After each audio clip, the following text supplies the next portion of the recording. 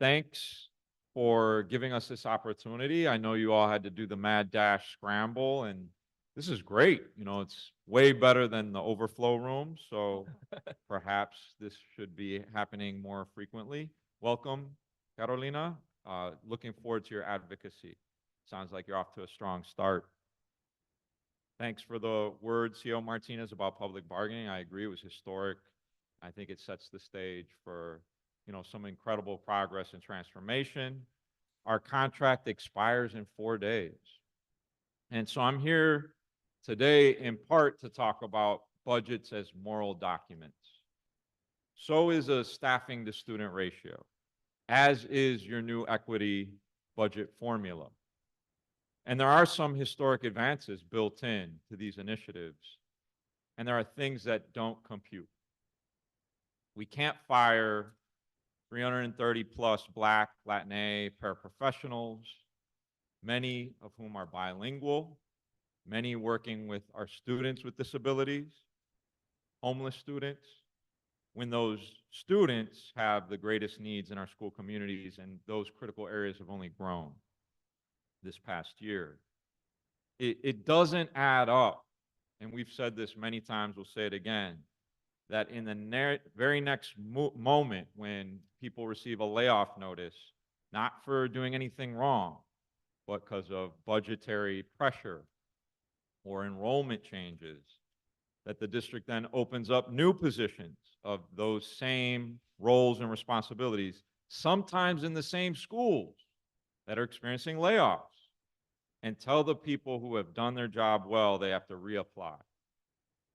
We're working with CEO Martinez and the board to stop the loss of these talented and dedicated educators. This has now become an annual bloodletting ritual that we hope will end, or at least become more humane and thoughtful. And there have been productive talks on how to do that better. But, and I want to emphasize this, I think the district is still wedded to some bad habits.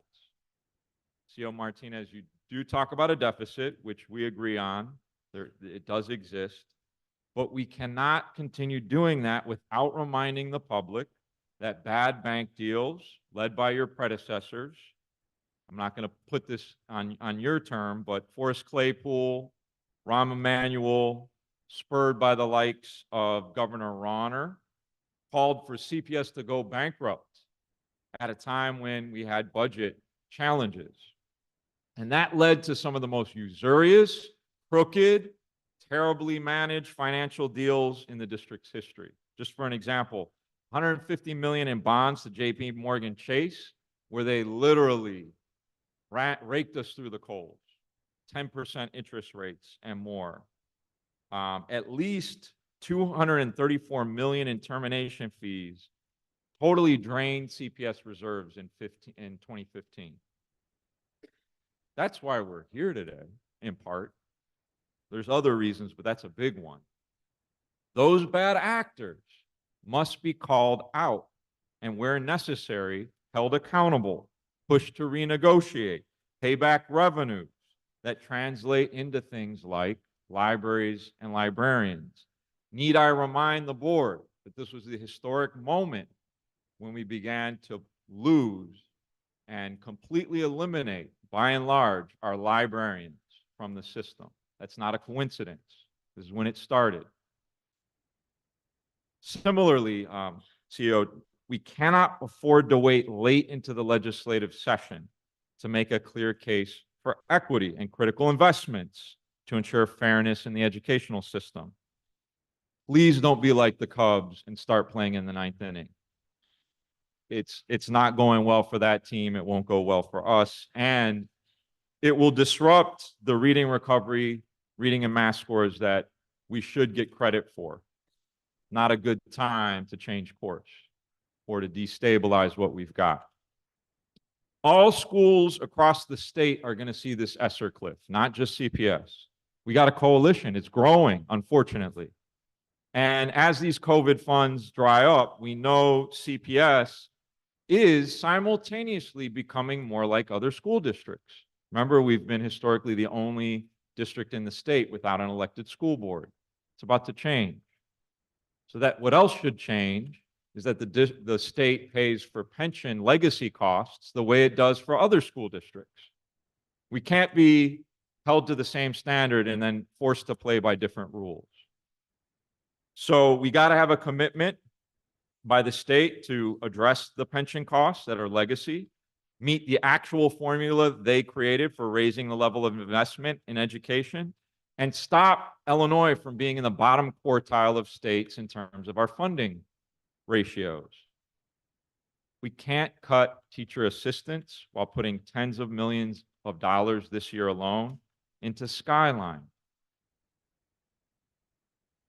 The educators I speak with, and I think you'll hear from them today, have kindly referred to that curriculum as a dumpster fire.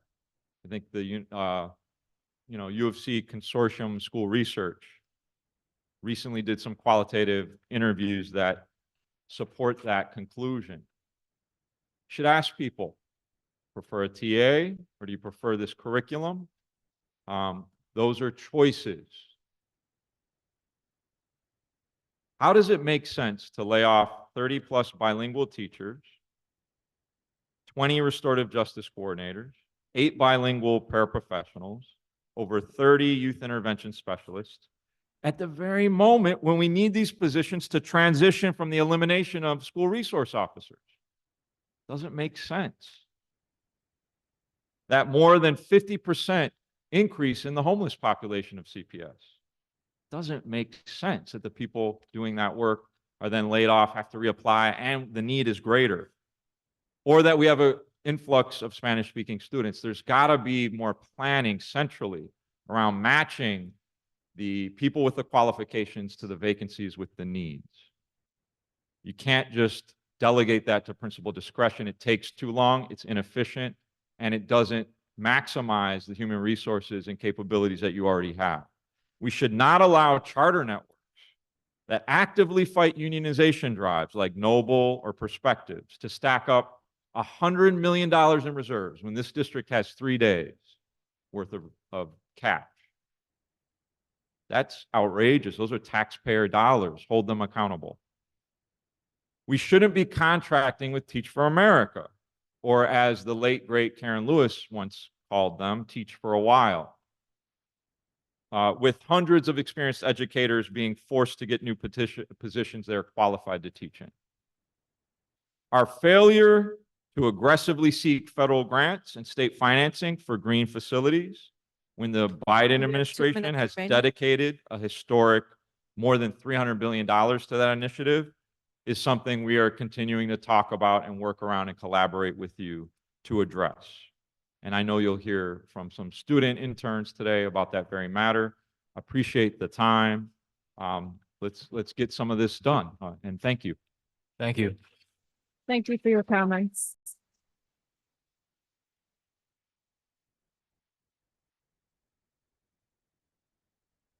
The next union rep is Jen Conant, CTU Charter Division Chair, who is joining us virtually. Please enter *6 to unmute. Good morning, members of the board and CEO Martinez and Chief Chicumboa. I apologize that I cannot be in person with you this morning. Even though I can't be there in person, I feel compelled to speak. Each month, we hear representatives of the charter industry saying that they want less accountability and more opportunity to innovate, that they're doing a wonderful job. But I asked this morning, if the charter industry is trying to innovate and to do better than district schools, then why do charter operators like Namaste refuse to agree to follow legally required special education laws and services in their contracts with CTU?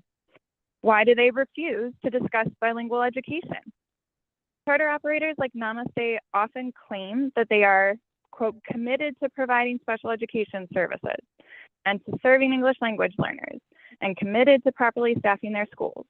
But when push comes to shove and educators demand that charter operators put their commitment in writing, they refuse. And by refusing, they show their hand. They are not actually committed. Namaste, more than half the student body is made up of English language learners. The school has a dual language Spanish immersion program. But Namaste was found in this most recent renewal by the board to not meet standards for serving English language learners, and yet they refuse to agree in writing to properly staff the English language program. That doesn't sound like innovation to us. Similarly, 25% of the students at Namaste have special needs. Namaste was rated as not meeting standards for diverse learners in their renewal by the board. And yet Namaste is refusing to commit to providing the staff needed to provide special education services and refusing to talk about their working conditions, despite these conditions being closely tied to how well special education staff can do their job. This includes the demand to follow the law on special education class sizes and to providing social work services, which Namaste has continued to refuse to discuss. That doesn't sound like innovation to us. Our contract demands, the demands of educators in these charter schools, are not arbitrary or capricious. We are making staffing demands and negotiations because it is what is best for our students. If the charter industry is serious as a whole about providing the education our students deserve, the industry needs to take a good look at itself and ask whether they can really continue to support schools like Namaste that refuse to do what's right. And to the board, we ask that you help us to land a contract with Namaste. Tell them to do what's right and commit in writing to properly staffing their school, including providing a full-time English language program teacher and a full-time social worker, and tell them to commit in writing to creating working conditions for our special education staff that provide the best learning conditions for our students. And as a board, please hold charter operators accountable because they clearly won't on their own. Thank you. Thank you. Thank you for your comments. Our next speaker is Jordan Kunkel, speaker number 8, to be followed by Angela Young, speaker number 9.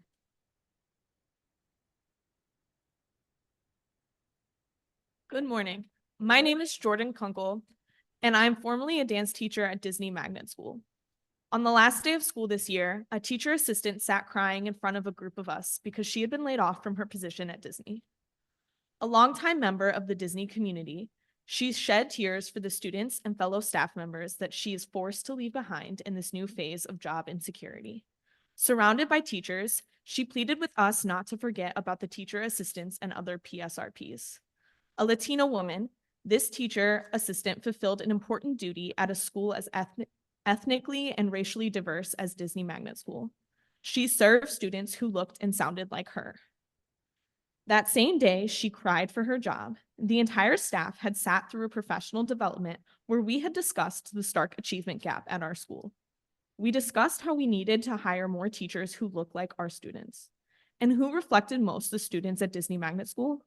The teacher assistants.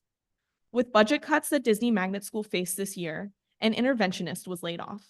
A Black woman who again reflected the population of the students she was serving, her students showed the most growth in the school for moving from Tier 3 intervention to Tiers 2 and 1.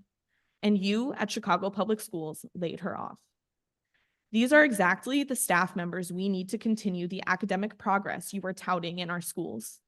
These TAs had ongoing connections with the students they worked with, formed after years at Disney. Their students trusted Speaker them. number 8, you have 30 seconds remaining. Their students trusted them, learned from them, and grew with them.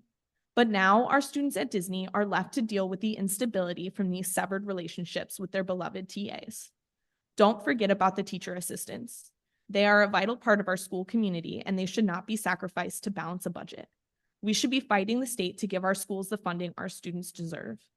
Will you restore our teacher assistants and PSRPs and make them foundational positions? Thank you. Thank you for your comments. Our next speaker is Angela Young, speaker number 9. Good morning, y'all. Hi, my name is Angela Young, and I am a TA at Clissold Elementary. As a TA, I work closely with my students in so many capacities. What can be done to address the 300 TAs that's laid off? The result from the budget cut that is impacting our children, staff, and parents. Unfortunately, TAs are experiencing stress and anxiety due to the layoffs. However, this can be avoided by reinstating all our TAs. Children shouldn't have to suffer as a result of these budget cuts. Enough is enough, and we are tired. We must contain our TAs, assistants, our PSRPs. Our children's right to learn is stripped away when you eliminate our TAs from the classrooms. You also take away teachers, instructor classrooms, or 30 or more students. If the teachers are preoccupied with behavior problems or other matters in the classroom, how can children learn anything at all? This will provide our children with extra support that they require. This is about our children, and you do not have the right to take that away from them. Speaker number 9, you have 30 seconds. It left. is not about the teachers or the staff or the Chicago Public Schools. It's about our children. These cutbacks will negatively affect students' performance as well as school itself. Our students need to be stabilized, and they need support staff, members like myself, to continue to make progress in their learning. Education serves to teach people how to think critically and deeply, as stated by Martin Luther King Jr. Genuinely, education aims to develop both Speaker number 9, character please and conclude your intelligence. remarks. Thank you so much. Thank you. Thank you.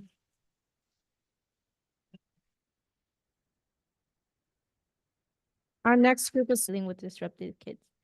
We need more mental health resources and support in schools, and we need the board to fund this, or students will not feel safe and supported. Thank you.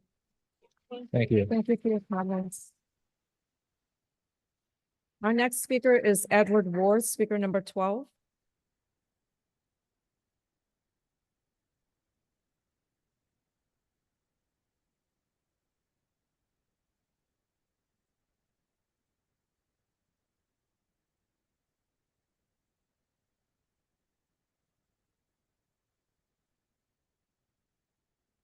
Good afternoon, everybody. Now, I just heard these young people speak about the mental health resources that are needed within their schools, right?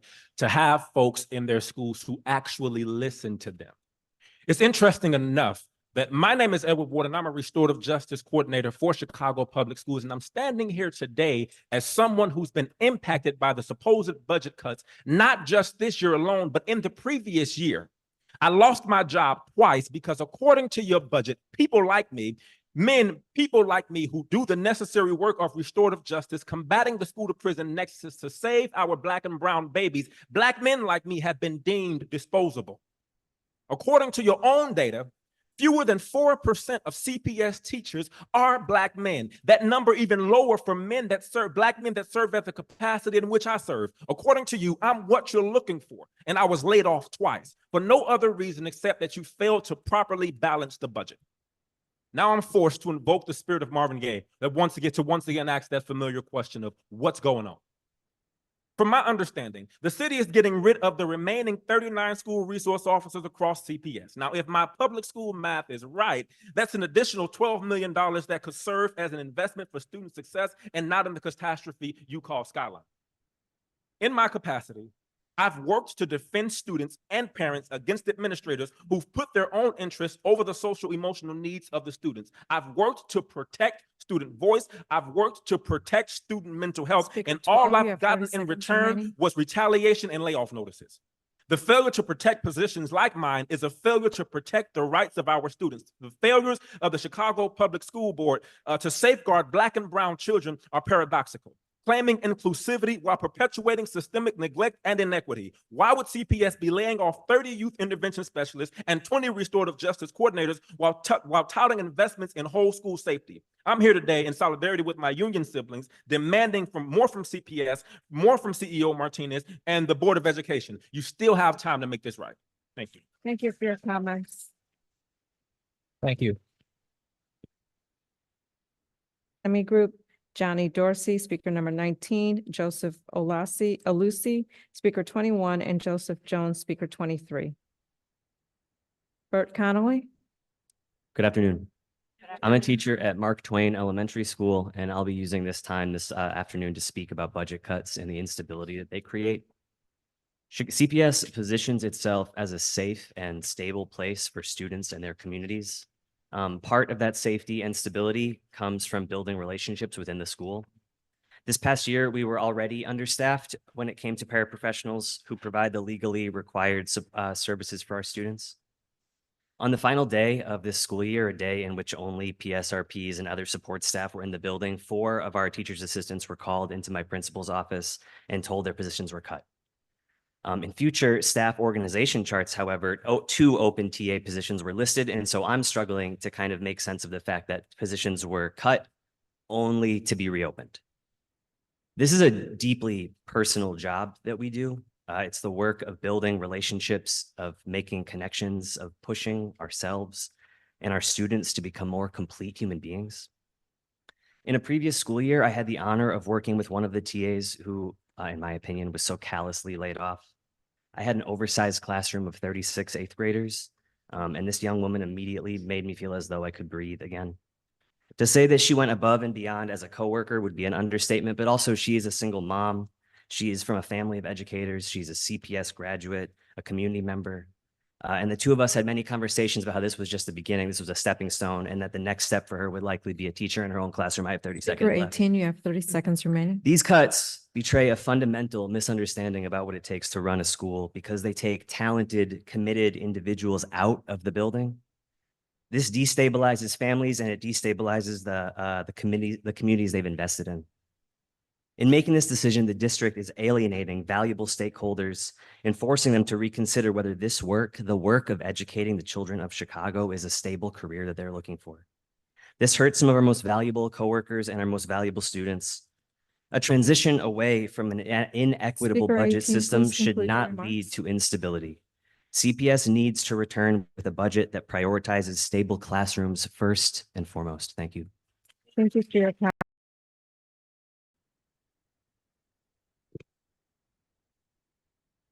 Hello, everyone. My name is Marissa Hello. Muñoz. I'm currently a teacher assistant at McAuliffe Elementary in Hermosa. My school faces tremendous challenges of oversized classes and not enough support staff. In my 2 years as a TA, I've worked with several oversized classes, including a 2nd and 3rd grade blended bilingual class, a 7th grade, 6th grade class, and a kinder class of 34. Within all groups, I've built strong, crucial relationships. In particular, my first year, I had a 2nd grade student who was in school for the first time, needing endless support to learn and keep up with the class. The teacher alone couldn't do it and provide all the necessary support, so I had to step in and show this student my undivided attention on a daily basis. Our bond became so strong that she expressed to me how she wished I was her own mother. Furthermore, I have students that I see daily who I've supported that consistently show me unconditional love. They tell me how much they've missed me in their classes and how much they miss my support. I can't even imagine how they will feel not knowing I may not even be at their school anymore. To know that CPS has laid off over 300 Speaker 22, members you have 30 in seconds my remaining. same position breaks my heart. I know how much my students need me, so I know how much their students need them, and how devastating it will be to not have those TAs. Please do the right thing and keep these essential staff members in their schools. They know their students and families best. Thank you. Thank you for your comments. Our next speaker, Amaziah Burton, speaker 24. Good morning or good afternoon, everyone. My name is Amaziah Burton, and I'm a special education teacher entering my 4th year at Wendell Phillips High School. As a result of recent staff layoffs, my school has lost 9 teachers and 1 CTU PSRP. Of the staff that has been displaced, 3 of them come from the special education department. This is troubling for me because I was once in fear of being displaced myself from the only school I've ever taught at.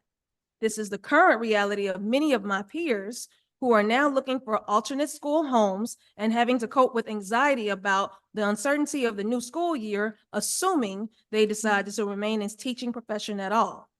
The recent displacement of staff is having a negative impact on our students, and particularly students with disabilities. The reduction of special education staff forces many of us teachers to shoulder the burden of multitasking extra tasks previously covered by displaced staff. As a consequence, our student population in special education will be negatively impacted academically to losing the legal required IEP minutes in all subjects taught.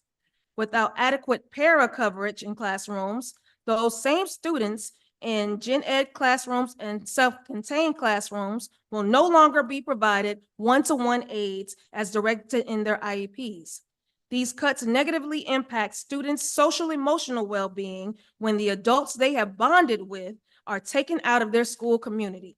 So my Speaker message to all 24, of you have is 30 this: seconds remaining. our students deserve better and need funding. So we're asking you to fully fund our schools to provide our kids the educational experience they deserve. My questions are to the entire school board.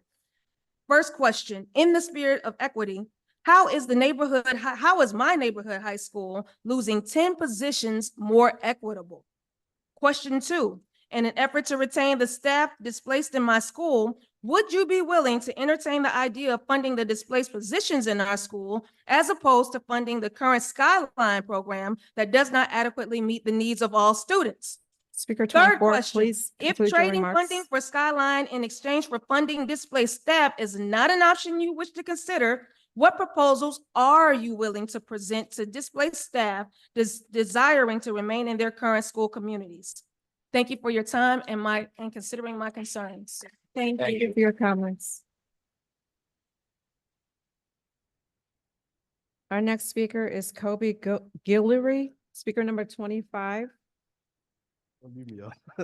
to be followed by Andrea Williams, speaker 26, who is joining us virtually. Good afternoon, y'all. Good afternoon. My name is Kobi Guillory. I'm a middle school science teacher at King Academy in Inglewood. And on June 7th, the last day of the school year, I found out that I was being laid off. I'm one of at least 5 staff members at my school and hundreds more around the city whose positions were sacrificed when CPS replaced one dysfunctional budgeting system with another dysfunctional budgeting system. And I'm one of the lucky ones because I can get my position back. But the stress of not knowing for sure means I can't rest and recharge like I should this summer.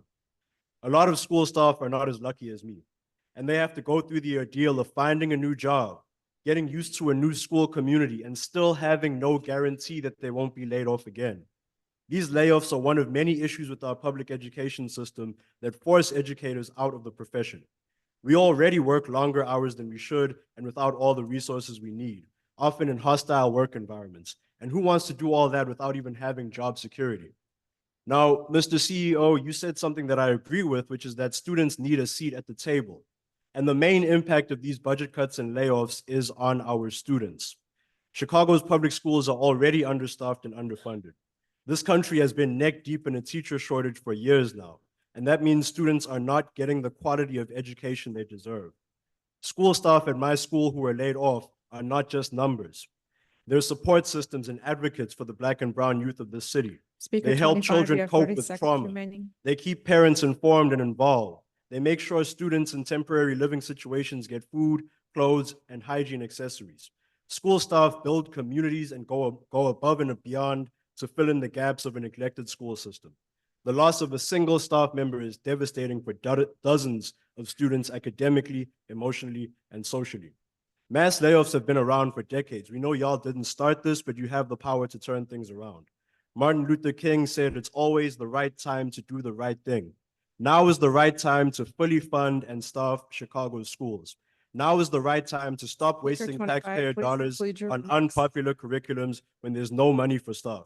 Now is the right time to break away from the toxic policies of previous boards of education.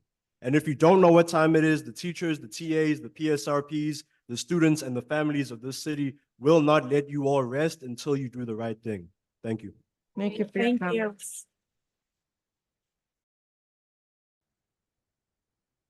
Hi, my name is Ms. Bice, Duwuana Bice. I'm a pre-K teacher from Network 9. My pronouns is she, her, and AI. Teacher assistants, safety, security, and restorative practices, pulling TAs, youth risk interventionists, restorative justice coordinators from our Chicago public schools and students is unacceptable. They are the backbones of our school. Why are you doing this? What is the plan to keep them? How do you come up with this conclusion? Where's the data that you think our teacher assistants are not vital to our school community? Chicago scholars, estudiante, and even staff deserve a safe, securing school building. We deserve youth risk interventionists, restorative practices. Who's going to assist scholars with disruptive behavior? Why are you trying to lay off the Black and brown woman who is vital in our school community? Save our SRP. CPS students running out of the school building due to separation anxiety. In that moment, teachers observing the class conflicted as she looked at the exit. If you take away the youth risk interventionist, restorative justice coordinator from Chicago Public Schools, who will provide the support when those occurrences arrive? Currently, we have an office for students with disability, but I'm we're sorry, laying off speaker people. 27, you have Make it make 14 sense. seconds remaining. Thank you for your time. Thank you. Bye, Señorita Bice. Thank you for your comments. And Hi, thanks so much. Thanks to the board. My name is Batul Hassan. I'm a policy researcher at Climate and Community Project. And I'm also sort of representing some of the students from the Freedom School who met with some board members earlier today. I'm here today really just to encourage the board to seize the immediate at-hand opportunities that we have right now and really set a new course for school districts to transform our public schools into the safe, inspiring, carbon-free spaces that students deserve.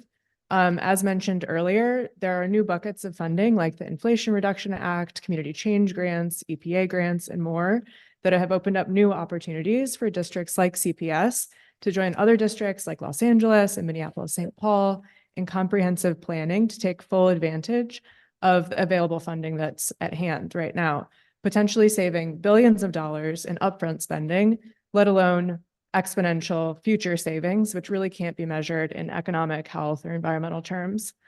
I also want to relay a message from Sophia, who is a rising senior at Westinghouse, and the other Freedom School students who were here advocating for environmental justice. They had to head out.